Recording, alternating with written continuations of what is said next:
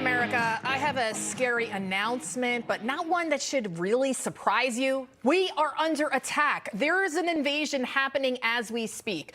When you watch, though, the left-wing media, they'll only show you women and children illegals. But the majority of these illegals are young, single men of military age. And they're from all over the world: Venezuela, Africa, and China. Tennessee Congressman Mark Green breaking down the numbers. How about 10,000 Chinese nationals illegally crossing into the United States being released into our country this fiscal year? 10,000. And not only is the Biden administration allowing this invasion to occur, they're paying for it with your tax dollars. According to this report, New York taxpayers will dole out $20 million a month to house migrants, or $10,000 per asylum seeker. One of my sources also telling me that New York State will be paying about $400 a day to house an illegal in a fancy hotel, never mind giving them health care, a cell phone, etc. Guess what? There's also a lot of no-bid contracts happening here, too. Check out this report about a 5-year contract with a Texas-based firm unleashing about $799 million in spending. That's billions of taxpayer dollars. Will there be kickbacks? What do you think? And the majority of people outraged? Regular folks just like me and you. Check out this video. An elderly man in a residential area we're about to show you. This is what you're seeing, the scene here outside of the Roosevelt Hotel that has now become the migrant center, full of men, military-age men from all over the world, and they're hiding their identity from the world.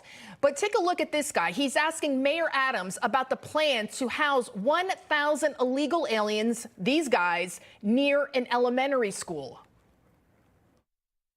People are devastated by the idea of bringing 1,000 single able-bodied migrants right into our neighborhood with no curfew. They're unvetted. What diseases do they have? Who are they? Some of them come from Africa because they know that they can get into America, walk across the Mexican border, and get in. They don't have to go through the regular visa process. What I need you to do as one of your constituents is send them back. Send them back. And he's right. There is no sanctuary city law in our Constitution.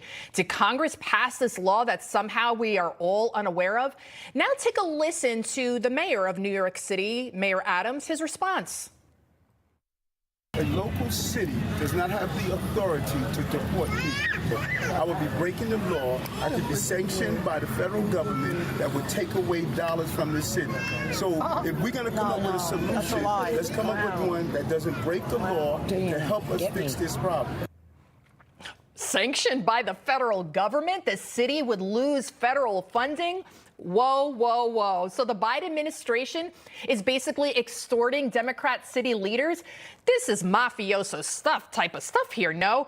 Do as I say or the kid gets it and your dog does too. I mean, really, what's going on here, Democrats? Some sort of backdoor deal we don't know about? Clearly, even Democrat leaders, you see it right there, are sick of the invasion. But dare I say, they do seem afraid. But of whom? Remember when Barack Obama said this to ABC News in 2021? On the one hand, I think we are naturally a people that wants to help others. At the same time, we're a nation state. We have borders. The idea that we can just have open borders is something that I think, as a practical matter, is unsustainable. Unsustainable. I cannot believe I'm agreeing with Barack Obama there. Listen, I am all for immigration. Yes, I am. Legal immigration. I wouldn't be here, and probably neither would you. My parents came here from a communist country. It was either come to the United States or starve. They waited 4 years for their visas, and no one gave them a dime when they got here. They ended up doing the jobs no one else wanted to do, scrubbing toilets and mopping floors, and yet, like millions of other immigrants, they were able to achieve the American dream, and they became successful entrepreneurs. But now, millions of people are being rewarded for what? breaking the law. Remember how during the pandemic we brought out doctors out of retirement to help all the sick people? Well, bring out the judges for this national security crisis.